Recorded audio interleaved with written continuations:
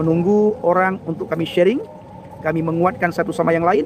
Kami sudah 3 hari di Nias, keliling terus Bapak Ibu. Ya, keliling terus dari satu daerah, dari satu desa ke desa yang lain, dari satu daerah ke daerah yang lain. Selama kami masih ada di Nias, dan beberapa hari ke depan kami lanjutkan penginjilan ke daerah Aceh, Banda Aceh dan Aceh Tengah, ya, daerah Takengon, dan nantinya kami juga akan ke Kutacani. Ya. Saya dulu agamanya Islam. Kenapa? Sekarang saya percaya kepada Tuhan Yesus. Karena bagi saya keselamatan itu sangat penting. Yesus berkata, "Ana thariq wal haq wal hayah, la ahadan yadhhabu ilal abi illal bi."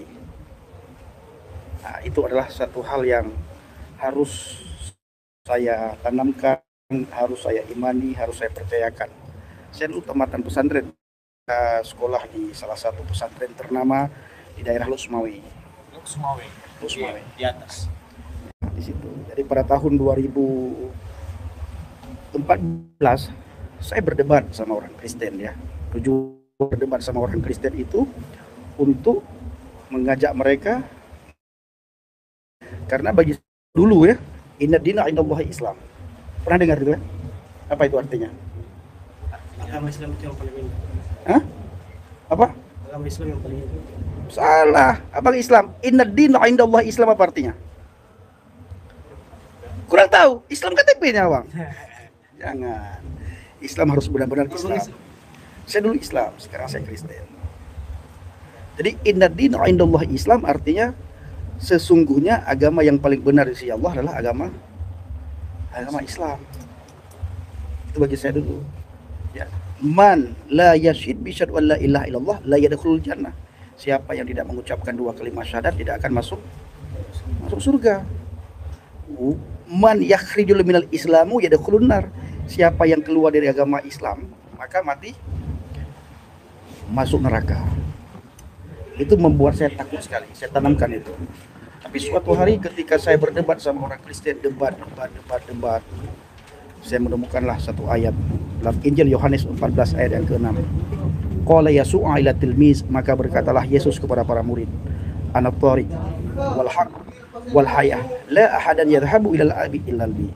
Akulah jalan dan kebenaran dan hidup. Tidak ada seorang pun yang datang kepada Bapa kalau tidak melalui aku. Assalamualaikum warahmatullahi wabarakatuh. Berjumpa lagi dengan Jadid HMC, ya, channel yang mengedukasi dan menghibur. Para Polikardus tidak akan tenang, teman-teman, sebelum seluruh orang itu mengikuti mereka masuk ke dalam neraka, masuk ke dalam jurang, teman-teman. Apalagi, ya, kita lihat sekarang banyak sekali orang-orang yang sudah bertobat, orang-orang yang memutuskan mualaf, dan mereka begitu marah melihat para mualaf ini. Segala cara mereka lakukan untuk menarik para mualaf ini untuk kembali menuju kebinasaan. Itulah yang terus dilakukan para Polikardus. Mereka mengirim tim-tim yang mereka sebut sebagai tim murtadin, ya, yang isinya adalah orang-orang yang pernah di dalam keyakinan Islam, untuk mereka kirim membujuk rayu orang-orang yang sudah mualaf, orang-orang yang sudah menemukan kebenaran. Jadi mereka gunakan para murtadin ini untuk menarik para mualaf untuk kembali menyembah Tuhan yang salah, untuk menuju kebinasaan. Ngeri, teman-teman. Dan salah satu yang paling sering kita lihat, ya, berada di lapangan untuk memurtadkan saudara-saudara kita, untuk mempengaruhi saudara-saudara kita adalah Effendi Usman dan Jamal Dodi Pasaribu. Dan tentu saja masih ada murtadin-murtadin yang lain yang belum muncul ke permukaan karena mereka nggak mau.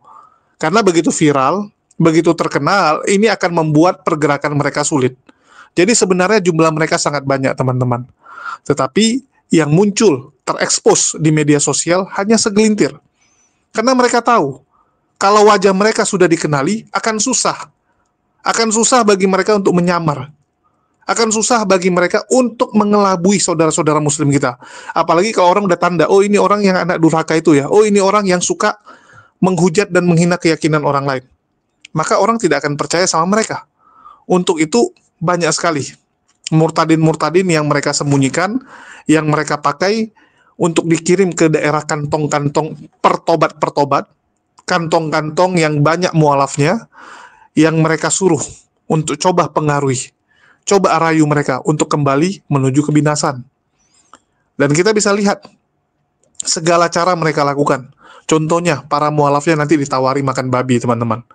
Ya, orang yang baru mualaf, yang masih rindu dengan daging babi, masih ingat kelezatan daging babi, akan mereka coba tawarkan, yuk makan babi yuk, udah nggak apa-apa, kamu mualaf. Tapi babi hajar aja terus, babi makan aja terus.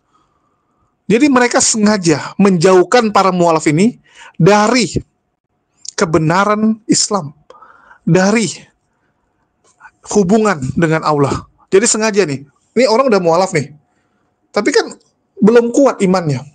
Jadi mereka coba pengaruhi nih, dengan cara apa? Udah nggak apa-apa, mualaf nggak apa-apa, mualaf. Yang penting makan babi ya. Nah, jadi setelah dia makan babi kan lama-lama kan dia akan tergantung dengan babi tersebut. Sehingga lebih mudah ditarik. Atau enggak yang mualaf ini akan diajak untuk sibuk dengan dunia. Sehingga mereka lupa dengan sholat. Jadi walaupun mereka sudah mualaf, tapi kalau makanan haram tetap dihajar, ya nggak pernah sholat, itu lama-lama hidayah itu akan hilang. Kan begitu. Keselamatan itu akan lepas. Itulah yang coba dilakukan oleh murtadin ini. Itulah kenapa mereka selalu mencoba merayu lewat makanan, minuman tua, menjauhkan orang ini dari sholat. Karena memang dari dulu propagandanya gitu. Orang-orang kafir tahu, orang Islam ini nggak bisa dilawan secara langsung. Kalau mau kalahkan orang Islam, jauhkan dulu dia dari Qur'annya. Jauhkan dulu mereka dari agamanya. Baru nanti pelan-pelan dihancurin. Nah, itu yang mereka lakukan, teman-teman. Untuk itu, saya menghimbau ya, lewat video ini, teman-teman muslim, untuk lebih hati-hati dengan para murtadin yang bergentayangan di daerah kalian. Karena mereka agresif sekali. Dan jujur, saya cukup miris ya. Kalau kalian nanya kepada saya cukup miris, karena di kita itu kurangnya perhatian akan kegiatan-kegiatan di lapangan untuk menangkal pemurtatan yang dilakukan oleh para murtadin ini. Saya juga punya mimpi. Suatu saat ya, para mualaf-mualaf ini daripada sibuk dengan debat-debat di medsos, kalau bisa perkuat iman kalian, perkuat pengetahuan perbandingan agama kalian, dan turun ke lapangan. Jadi jangan melulu cuman di medsos doang. Turun ke lapangan. Bentengi saudara-saudara kita. Jangkau orang-orang di pedalaman-pedalaman. Supaya mereka jangan sampai jadi korban pemurtatan dari para polikardus ini. Jadi untuk para mualaf ini, kita bekali supaya mereka bisa turun juga ke lapangan. Kalau yang di sebelah punya pasukan murtadin, kenapa kita nggak bisa punya pasukan mualaf? Betul nggak? Kalau kalian nanya sama saya lebih setuju para mualaf itu dipakai ya untuk bertempur di lapangan dibandingkan debat-debat di medsos yang notabene kadang-kadang harus kita akui ya, kadang-kadang keilmuan Islamnya juga masih belum. Betul nggak? Baru mualaf. Pengetahuan Islamnya juga harus di-upgrade terus, harus dipelajari terus. Oke lah, kita akan dengarkan dulu ya bagaimana kedua murtadin ini punya rencana untuk memurtadkan orang-orang di Aceh dan juga mengajak para mualaf ini untuk kembali keyakinan lamanya, untuk kembali tersesat. Ngeri teman-teman mereka. Ya, oke kita coba dengarkan dulu. Sudah mu'alaf, ada Bapak Ibu. Mereka mu'alaf itu karena selangkangan. Masya Allah. Mereka mu'alaf ya, bukan karena yang lain. Mereka mu'alaf karena selangkangan. Tetapi para mu'alaf Bapak Ibu, dunia mempersalahkan kami yang murtad. Mereka menuduh kalian murtad karena dua hal, karena perut dan selangkangan. Padahal Bapak Ibu, orang Nias yang mu'alaf itu karena selangkangan. Urusan perut dan bawa perut. Urusan perut dan bawa perut. Seperti contoh di Melaboh ya. Di Melaboh itu ada beberapa anak Nias meninggalkan Yesus jadi mu'alaf karena perempuan, karena selangkangan. Tetapi Bapak Ibu, apa yang terjadi? Di belakang mereka tetap makan daging babi. Habis mengucapkan dua kalimat syahadat beberapa waktu yang lalu, setelah itu tetap mereka makan daging babi. Banyak Bapak Ibu. Ya, Banyak malah makan babi. Yesus bisa mereka tinggalkan, tetapi kelezatan daging babi tidak bisa mereka tinggalkan. Makanya kami marahin itu. Kami Ya. marahin yang itu. Kita marahin Bapak Ibu. Kita bertemu dengan beberapa mu'alaf, kita lihat lagi makan daging babi. Kita bertanya, loh kenapa kau masih makan daging babi? Enak Pak Pendi katanya. Enak katanya. Bikin malu saudaraku. Ya. Wow, luar biasa. Jadi apa yang dituduhkan itulah yang mereka lakukan. Kita dituduh selangkangan. Padahal tidak ada satupun murtadin yang menikah 2, 3, 4, 5, 6 tidak ada. Tetapi ada mu'alaf yang menikah lebih daripada 2 saudaraku. Ya, ada Bapak Ibu. Nah, artinya apa yang mereka lakukan, apa yang terjadi pada mereka dituduhkan pada kita saudaraku. Ya. Pius Jingun. Ya, Pak Pius, hanya dalam Yesus ada keselamatan, ada kedamaian. Yes. Ya, hanya di dalam Yesus ada keselamatan dan ada kedamaian. Silakan, my brother. Iya, yang saya kagum ya saudaraku di Pulau Nes ini, saya berkata dari tadi, saya dengan hambanya selalu berkata, wow, Dahsyat, hebat. dahsyat luar biasa nih, tegas sekali saudaraku. Lihat nih, saya nggak henti kagum lihat toa ini saudaraku. Nah saudara nanti ini ya screenshot ini sama ini nih, nah ini saudara akan lihat situ ada 3 toa di kanan, 3 toa di kiri. Kenapa sebabnya itu saudara? Karena mereka berkata, oh hanya mereka saja yang bisa memperdengarkan Tuhannya, kita juga harus perdengarkan. Sebenarnya Kristen pada mulanya tidak toa-toa ya, cuman karena ya kita diperdengarkan terus, ya kita perdengarkan juga saudara, bersama-sama kita perdengarkan toa. Yeah. Jadi sampai itu ada yang kemarin katanya lagi azan putar juga toa saudara. Bersama-samalah kita mencintai toa di Indonesia ini. Karena di Indonesia ini sesama toa jangan saling mendahului. Yes. Nah, itu Dan lihat. jangan saling menghina. Jangan saling menghina. Jangan saudara emosi karena Kristen pakai toa. Kan saudara pakai toa. Ya. Kok marah kami pakai toa? Kami kan mengikuti apa yang kalian lakukan. Mayoritas kita ikutin ya. Ya. Pakai toa, kita juga pakai toa. Nah itu yang keren sekali ya, saya lihat di dunia sini tegas sekali. Ya, begitu juga Bapak Ibu ya. Kantong-kantong Kristen yang lain harus meniru apa yang terjadi di Kepulauan Nias. Mereka harus niru, ya, harus tegas bahwa ketika mereka memperdengarkan Tuhannya, memperdengarkan imannya, memperdengarkan nama Tuhannya, kita pun harus berani memperdengarkan iman kita Bapak Ibu. Harus, karena mereka yang memberikan contoh duluan. Kita juga harus ikuti Bapak Ibu ya. Ikuti gaya mayoritas. Nah, mereka memperdengarkan iman, kita juga ikut memperdengarkan iman. Mereka pakai toa untuk memanggil umatnya, kita juga pakai toa untuk memanggil umat Kristen. Mereka larang murtadin, kita juga larang mualaf. Mereka larang murtad, kita juga larang mualaf.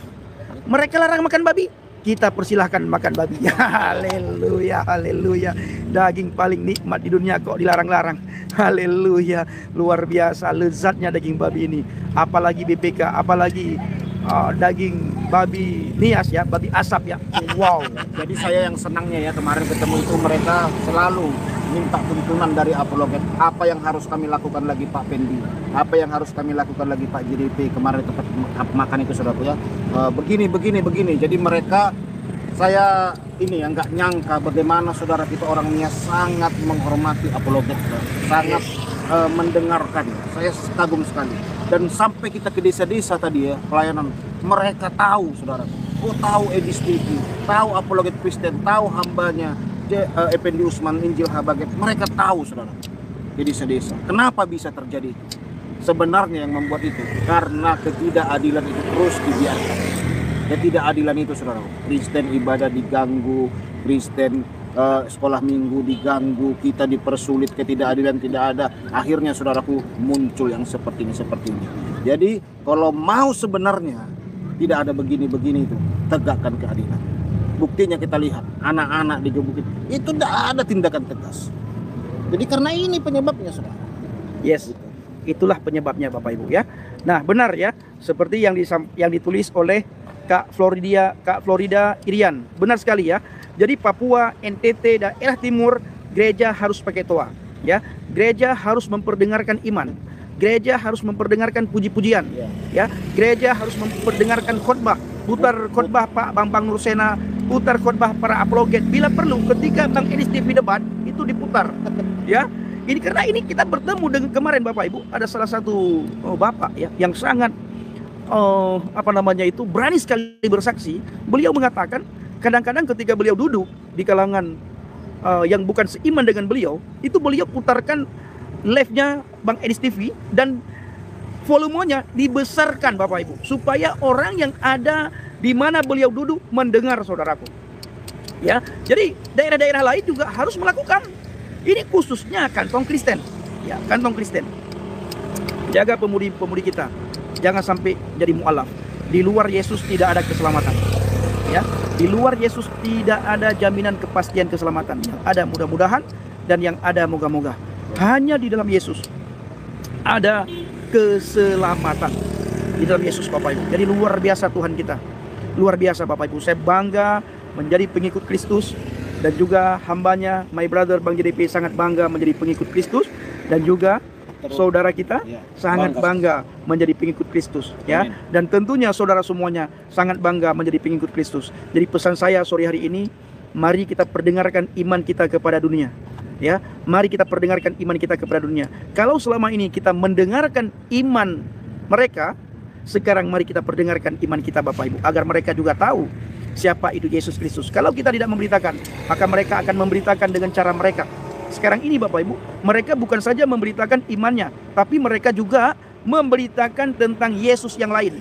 Memang ada Bang Pendi Yesus yang lain. Ada Yesus yang tidak disalibkan. Betul. Yesus yang diserupakan. Nah, ini yang selalu mereka dengung-dengungkan, yang selalu mereka perdengarkan. Kenapa Bapak Ibu? Karena kita kurang memberitakan nama Yesus dari sumber yang asli, yang diambil dari Alkitab. Kalau mereka Bapak Ibu mengambil sumber yang bukan dari Alkitab, makanya mencawa. Kalau orang Aceh bilang mencawa. Jadi ketika mereka ceritakan tidak ada ujungnya, tidak tahu kemana arahnya, karena sudah mencawa Bapak Ibu. Ya, mencawa. Apa itu mencawa kalau bahasa Indonesia ya? Nggak tahu.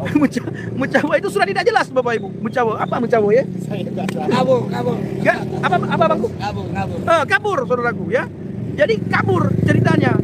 Kabur sejarahnya Bapak Ibu. Kenapa kabur? Mencawa kalau bahasa Aceh. Karena mereka bukan mengambil dari sumber yang asli. Ya, mereka mengambil dari sumber yang salah.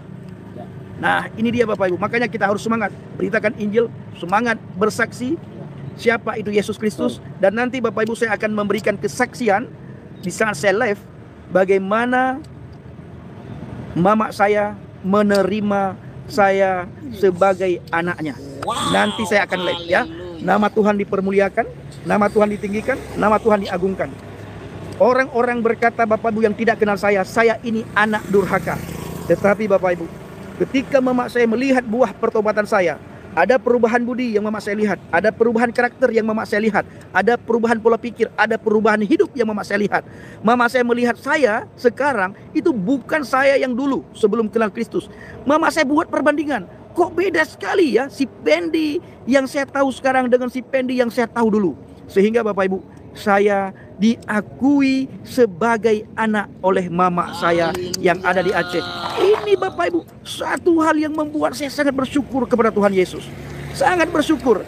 Pagi, siang, malam saya berdoa untuk mama saya. Siang, malam, pagi saya berdoa untuk mama saya. Malam, pagi, siang saya berdoa supaya mama saya diubahkan. Dan puji Tuhan, mama saya diubahkan, dijamah oleh Roh Kudus, saya diakui sebagai anaknya. Dan tidak lama lagi Bapak Ibu, saya sangat percaya saudaraku, sangat percaya kisah para rasul pasti tergenapi. Satu orang bertobat, seluruh isi rumahnya diselamatkan. Ini pasti saya alami Bapak Ibu ya. Nanti saya akan memberikan kesaksian bagaimana saya diubahkan setelah menjadi pengikut Kristus, sehingga mama saya di Aceh melihat perubahan itu, dan saya diterima sebagai anaknya lagi Bapak Ibu. Yang dulunya dianggap anak durhaka, dulunya dipaksa untuk kembali ke agama Islam, waidulil Islam. Sekarang puji Tuhan, mama saya tidak pernah meminta saya lagi kembali, dan mama saya sudah menerima saya sebagai anaknya. Ini hal yang sangat luar biasa, hal yang saya nantikan selama belasan tahun Bapak Ibu. Luar biasa. Silakan my brother. Wow, saya tidak henti-hentinya ya bangga bersuka cita dengan hambanya ini. Salah satu yang membuat kita bangga tempat ya ini, daerah ini. Tegas ya, Yes. terukur dan penuh kasih. Yes. Tidak hanya tegas amburadul, tapi penuh kasih, saudara. Ya, tidak pernah mengganggu ibadah Tidak orang mengganggu lain, ibadah lain, padahal mayoritas. Jadi kagum saya dengan Polonius. Diberkatilah Polonius, Yes. diberkatilah saudara kita Ranus. Keren. Benar, Bapak Ibu. Yahobu, Bapak Ibu. Banyak orang Padang di Nias ketika beribadah tidak pernah diganggu. Ya, harusnya orang Padang malu yang suka mengganggu ibadah beberapa waktu yang lalu di daerah Sumatera Barat. Kenapa?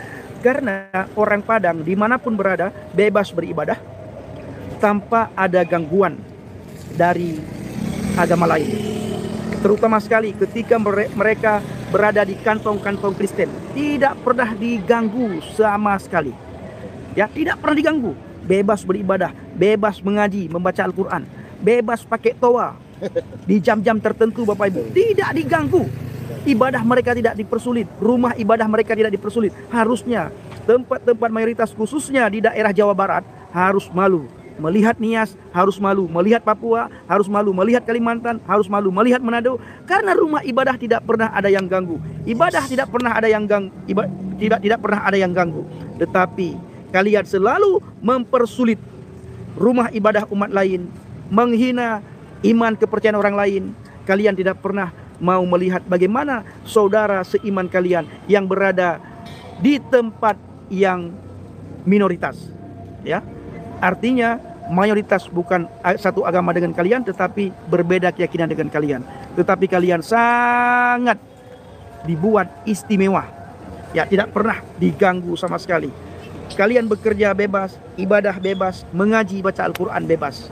Harus kalian belajar dari Nias, belajar di Mentawai, belajar dari Manado, belajar dari Papua, dan di kantong-kantong Kristen yang lain, termasuk di daerah Samosir, daerah Toba, daerah Tarutung, dan di tanah Batak lainnya.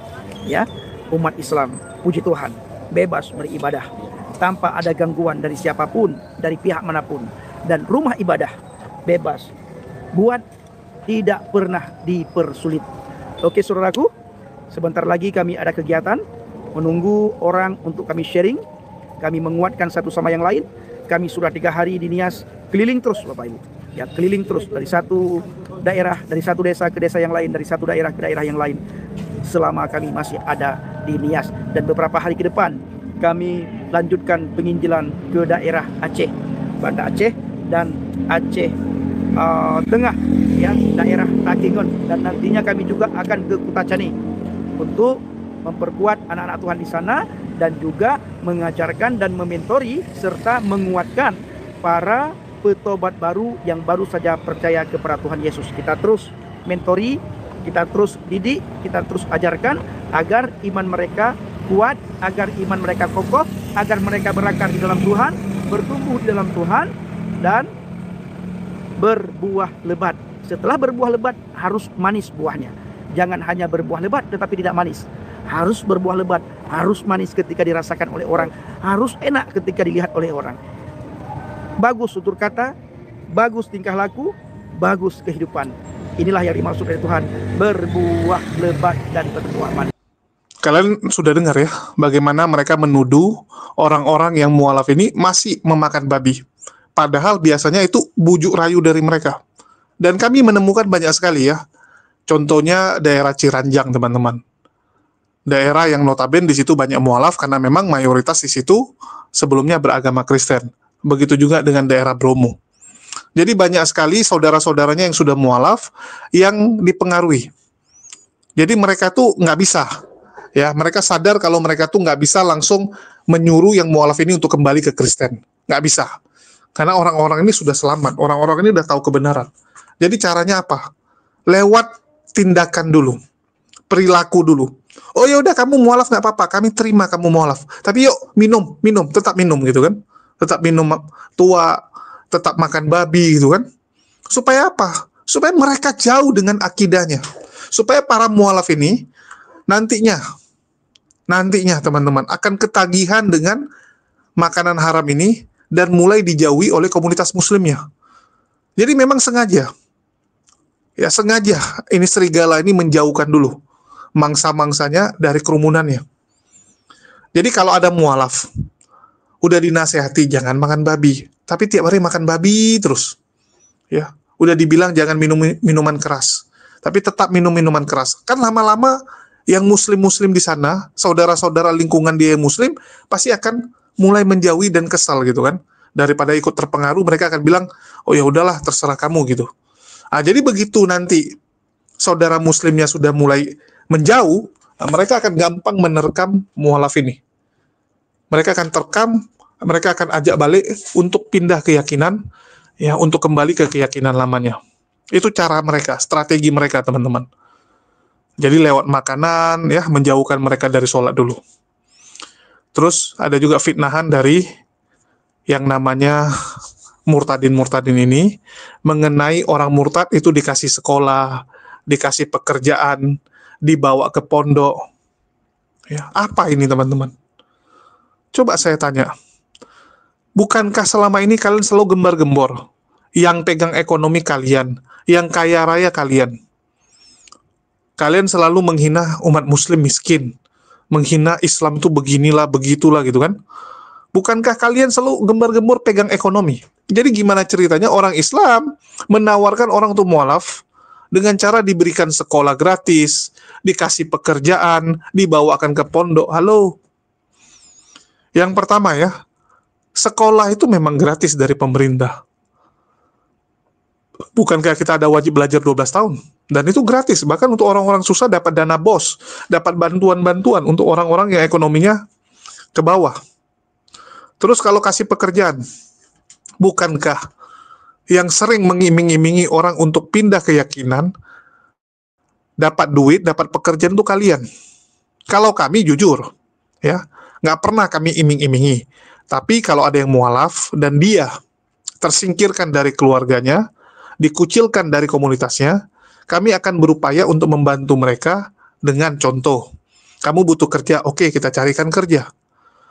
Kita carikan. Tapi nggak pernah kita datangi orang-orang Kristen terus kita bilang, kalau kalian jadi mualaf, kami kasih kerja. Nggak pernah. Tidak ada satupun ya pendakwa Islam, pihak muslim manapun, yang datang ke kantong-kantong Kristen, terus menjanjikan kalau mereka mualaf, nanti dikasih pekerjaan, dikasih rumah. Nggak ada, teman-teman. Tapi kalau mualaf yang tersingkir, mualaf yang dipersekusi keluarganya, kita bantu, bukankah itu hal yang wajar? Bukankah itu hal yang dibenarkan? Karena orang ini kasihan, mualaf ini kasihan nasibnya. Saya besok ada mau ke Ciranjang, teman-teman. Ya, saya mengunjungi salah satu mualaf yang juga mendapatkan persekusi dari keluarganya, bahkan kepalanya sama tulangnya itu sekarang jadi agak cacat gara-gara pukulan yang dia terima. Jadi saya mau ngecek dulu kebenarannya. Kita akan lihat. Dan sekarang dia posisinya kerja di salah satu sekolah, dan itu gajinya cukup miris, teman-teman. Ya, karena cuma bantu-bantu. Jadi digaji sekitar 250.000. Digaji 250.000 satu bulan. Dan untuk tinggal dan hidup, alhamdulillah, memang dikasih tinggal di pondok pesantren. Sekaligus dia belajar Islam. Tapi sekali lagi, masuk Islam dulu, baru kita lihat kondisinya. Kalau kondisinya perlu dibantu, kita akan bantu. Ini berbeda dengan yang di sebelah. Cobalah teman-teman cek. Berapa banyak orang-orang yang dari Islam langsung ditawarkan. Kalau kamu mau kerja, kamu mau hutang kamu dihapuskan, silakan. Kamu masuk ke agama kami. Hutangmu saya lunaskan. Sudah berapa banyak saudara-saudara muslim kita yang terjebak dengan pinjaman-pinjaman rentenir. Yang usaha rentenirnya itu dijalankan oleh pihak sebelah. Oleh para polikardus ini. Karena memang mereka terkenal ya, jago jadi rentenir. Di tempat mereka tidak ada halal dan haram. Mereka jago membungakan uang. Dan banyak sekali saudara-saudara kita itu ya, supaya hutangnya lunas, ditawarkan pindah agama. Jadi memang ditawarkan.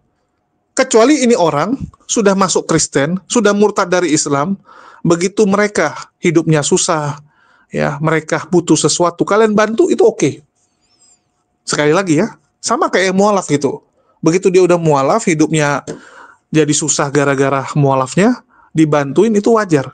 Begitu juga dengan yang murtad. Kalau ada orang murtad, terus mendapatkan penolakan dari lingkungannya, kalian mau bantu, itu silakan. Kita nggak ada masalah. Tetapi yang kita lihat selama ini, orang masih di Islam sudah ditawar-tawari. Sudah ditawari. Ya. Sama seperti si Effendi Usman ini. Kalau dia bacot-bacot, selama ini kan dia keluar-keluar, wah saya ya belajar dulu, baru saya putuskan jadi Kristen. Mana ada? Kamu itu kan setelah ketemu dengan misionaris yang datang ke kampung kamu yang jadi penerjemah, kamu jadi guide-nya, ya. Kamu di situ tertarik kan, langsung kamu pindah ke Medan. Jadi janganlah nipu-nipu. Terus mereka ya, para murtadin ini ditaruh di pedalaman-pedalaman, di kantong-kantong Kristen yang banyak mualaf untuk mereka bujuk rayu kembali kepada agama lamanya. Nah, ini mereka sendiri yang mengakui ya. Dan di sini saya sekali lagi menghimbau, saya berharap ya, suatu saat ada yayasan-yayasan mualaf center yang bisa melakukan hal-hal seperti yang dilakukan oleh mereka. Sekarang ini banyak mualaf center, pembinaan mualaf yang hanya fokus bagaimana mengajarkan para mualaf ini tentang ilmu Islam, ilmu tauhid, kan begitu. Ya, setelah itu ya udah selesai gitu. Kenapa? Kenapa kita nggak mempergunakan para mualaf ini untuk berdakwah, minimal kepada keluarganya, minimal kepada kampung halamannya? Bukankah itu jadi lebih gampang? Contoh nih, mualaf orang-orang Nias. Kalau dia bisa menjadi pendakwah di Nias, alangkah baiknya, alangkah bagusnya kan gitu. Mualaf dari NTT, setelah kita pondokin, setelah dia belajar Islam, ilmunya cukup, ya, dia bisa berdakwah di kampung halamannya kembali. Saya lebih setuju hal seperti itu, teman-teman. Ya, kalau kalian nanya kepada saya, dibandingkan debat-debat di medsos. Karena debat di medsos kita sudah menang telak. Debat di media sosial kita sudah sangat menang. Yang kita masih kalah di lapangan. Dan jujur, di lapangan ini yang lebih susah memang. Kalau di medsos, yang penting ada internet, ada perangkat, udah bisa. Tapi di lapangan ini kan memang butuh waktu, butuh biaya yang tidak sedikit. Dan mereka tahu kelebihan mereka adalah mereka kuat di biaya. Mereka punya organisasi yang terstruktur, organisasi yang rapi, yang bisa menyokong. Mereka tahu di Islam nggak ada yang seperti itu. Itulah kenapa mereka fokus di tempat-tempat daerah-daerah yang mereka tahu orang Islam nggak akan menjangkau daerah sana. Nah, itulah saya berharap ya, akan ada yayasan-yayasan Islam yang bisa melawan para polikardus ini di lapangan. Sekarang alhamdulillah banyak majelis tablik, ya, majelis tablik yang mengirim para pendakwanya ke daerah-daerah juga. Tetapi bukankah alangkah hebatnya, alangkah kerennya kalau Muhammadiyah, NU ya, atau mualaf center manapun lah, juga punya tim yang bisa dikirim ke kantong-kantong Islam untuk mengajarkan bagaimana menghadapi para misionaris, bagaimana menghadapi para murtadin ini kalau mereka datang. Bahkan saya punya program, saya ingin membagikan ya buku bagaimana menjawab fitnah kepada Islam, karangan Ustadz Wafi, ke pondok-pondok pesantren, ke daerah-daerah, ke mualaf-mualaf center, agar ini bisa jadi bekal mereka kalau bertemu dengan para misionaris. Itulah kenapa kita bikin program infak tersebut ya, dan semoga bisa jalan ya, walaupun sudah 2 minggu belum ada satupun, baru 1 yang laku.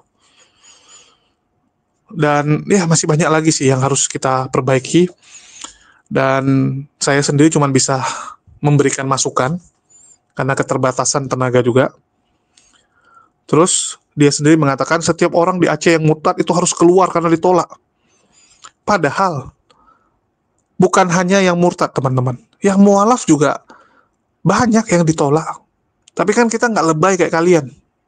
Kalian sedikit-dikit ada yang murtad, mereka selalu keluar-keluar apa?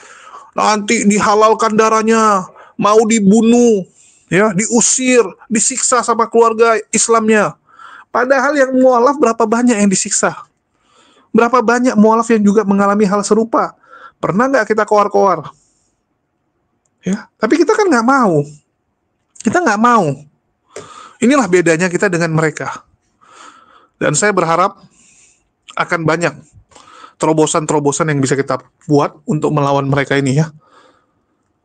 Terus dibilang sama dia ya, nggak ada bukti bahwa dia murtad karena uang. Padahal jelas, Effendi Usman itu dulu hidupnya seperti apa. Itu aja kita lihat. Ya, kita lihat bagaimana kehidupan dia dulu. Dia itu begitu ketemu misionaris, dan ternyata dia pernah nyolong ya. Nggak lama kemudian dia nyolong kotak amal, dan dicari oleh warganya, dan dia melihat bahwa satu-satunya cara untuk kabur adalah pergi ke tempat misionaris tersebut di Medan. Karena memang misionaris tersebut menawarkan dia, lu tertarik nggak jadi Kristen? Kalau lu tertarik, yuk ikut. Nanti disediakan semuanya, tempat tinggal, makan, dan sebagainya. Dan karena waktu itu ketahuan dia nyuri kotak amal, dan dia lihat nggak mungkin lagi dia bisa di kampung itu, kalau nggak masuk penjara, ya sudahlah, tawaran dari Kristen pun diambil. Jadi awal Effendi Usman ini jadi Kristen, ternyata teman-teman karena kabur ya. Dan saya baru tahu itu dari warga di kampung dia. Ya, dari Bang Teguh. Bang Teguh itu punya teman yang tetangganya si Effendi Usman ini. Insya Allah kalau kita punya waktu ke Aceh, nanti kita akan interview langsung warga di sana. Bahkan kalau perlu, kita minta ya, kalau berkenan, Mama Effendi Usman sendiri yang akan menceritakan penyebab dia ini kenapa pergi meninggalkan kampung halaman dan bisa menjadi seorang murtadin. Biar kalian dengar sendiri. Terus, kita tahu bagaimana dia dilatih ya. Dia bilang dia dilatih selama 4 tahun ya. Jadi selama 4 tahun itu diajarkan bagaimana memurtadkan orang, mempengaruhi orang, dan mereka sama seperti sekolah gitu teman-teman. Sama kayak kampus gitu. Belajar teori, nanti praktek. Belajar teori, praktek ya. Belajar setahun nanti teori, nanti selama setahun lagi dikirim ke lapangan, murtadkan orang. Karena memang seperti itu. Dan hebatnya di mereka memang dipersiapkan semua ya. Baju, biaya jalan, bekal gitu kan. Sehingga mereka dua ini bisa sampai berbulan-bulan di satu daerah. Ini dari Nias, mereka pergi lagi ke Aceh. Coba kalian hitung aja teman-teman. Ya, kalau dari YouTube aja nggak nutup mereka. Kan kita juga punya channel YouTube, kita tahu hitungannya. Ya, karena kamu juga ke daerah orang gitu kan, nggak mungkin nggak bawa sesuatu gitu. Nggak mungkin lah kita misalnya jumpai mualaf, kalau mereka misalnya jumpai murtadin. Mereka bilang murtadin hidupnya susah dan sebagainya. Nggak mungkin mereka nggak kasih bantuan kan. Saya sudah rasakan gitu. Misalnya contoh saya ke daerah, kita jumpai para mualafnya. Kita udah tahu nih hidup mualaf ini sekarang lagi susah gara-gara dipersekusi sama keluarga. Kan nggak mungkin teman-teman. Kita pesan makan, terus kita biarkan mereka yang bayar. Betul nggak? Jadi memang yang seperti ini harus dipikirkan nih. Harus ada yayasan-yayasan yang concern mengurus beginian. Dan ini nggak populis teman-teman. Mengurus para mualaf itu nggak populis. Mensyahadatkan mualaf, nah itu baru populis ya. Mensyahadatkan orang masuk Islam, wah itu viral, terkenal, banyak yang suka. Tapi bagaimana mendidik mereka, mempertahankan iman mereka ya, supaya mereka kuat di Islam, itu nggak populis, nggak disukai oleh netizen. Jadi memang serba salah sekarang ini. Saya masih mencari yayasan mualaf itu yang benar-benar bisa ya. Bahkan harus kita akui, sepeninggal almarhum Coach Stephen ya, itu mualaf-mualaf center agak-agak gimana gitu sekarang. Kalau dulu Coach Stephen termasuk luar biasa perjuangannya. Walaupun ya nggak sanggup juga gitu kan, saking luasnya Indonesia, saking banyaknya mualaf di seluruh Indonesia ini teman-teman. Kalau saya sih lakukan sebisa mungkin, itulah kenapa besok saya pergi ke Ciranjang, ya kita bantu sounding Islamic Center yang ada di sana, dan kita lihat apa yang bisa kita lakukan untuk saudara-saudara kita yang ada di sana. Kalau saya sih gitu aja. Saya cuma bisa bantu sounding, ya, bantu carikan teman-teman yang di luar sana yang tergerak untuk membantu mereka. Ya kalau saya paling bantu seadanya gitu kan. Alhamdulillah. Itulah saya bersyukur Allah berikan channel kepada saya yang luar biasa, baik dari Jadid HMC ini maupun Hidayah Mualaf Center. Jadi Hidayah Mualaf Center untuk kesaksian mualafnya, Jadid HMC ini untuk reaksinya. Tinggal satu channel lagi ya untuk live debatnya yang belum. Yang memang kita masih bingung membagi waktunya. Jadi saya berharap pergerakan yang kita lakukan ini bisa didukung tentunya ya. Karena apapun cerita, nggak sanggup sendirian teman-teman. Kalau saya sih paling bisanya, kayak contoh nih, saya nanggung biaya saya pergi. Saya pergi, minyak, tol, saya nginap, makan saya, sama tim tentunya ya. Saya selalu bawa, kalau nggak Goldian, saya bawa Kores gitu kan. Atau Daman gitu, atau Bang Aang. Tapi kan kadang-kadang kita juga banyak yang harus kita buat. Tapi alhamdulillah ya, kayak kemarin di Semarang, kita berhasil membantu mereka punya karpet, kipas angin, ya, dan kita bisa bantu beli makan juga untuk mereka gitu kan. Alhamdulillah semua lewat bantuan teman-teman. Jadi kita bahu membahu, ya, kita harus saling support, karena kelebihan kita ini sekarang cuma jumlah, teman-teman. Sekali lagi saya katakan, kelebihan kita cuma jumlah. Kalau jumlah kita ini pun tidak bisa kita manfaatkan dengan baik, selesai kita. Ya, selesai kita. Sekian dari saya, makasih buat teman-teman semua yang udah nyimak dan mendukung channel ini.